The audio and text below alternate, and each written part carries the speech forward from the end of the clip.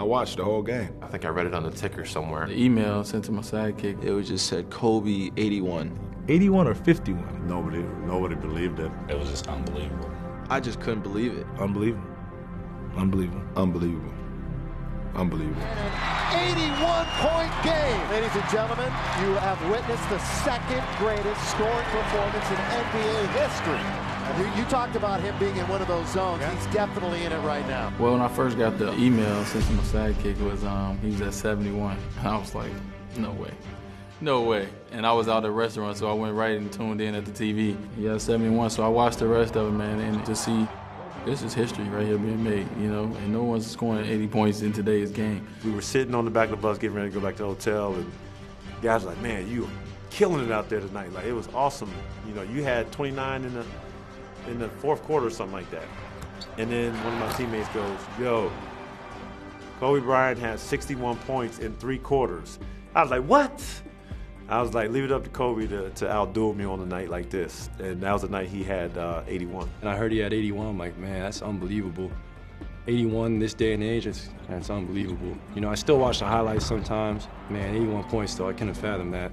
I got 43 in college one time. It felt like I was the man, but 81, that's ridiculous. Did you see what Kobe did? I said, yeah, he was killing. He said, no, he had 81. I said, 81 or 51? He said, no, he had 81. So I was like, it's pretty good.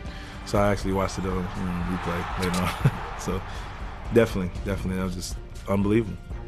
Unbelievable. I watched the whole game.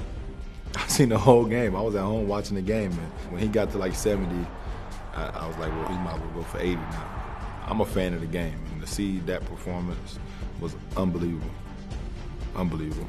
Somebody came in the locker room after the game and said Kobe had 81, and nobody believed it.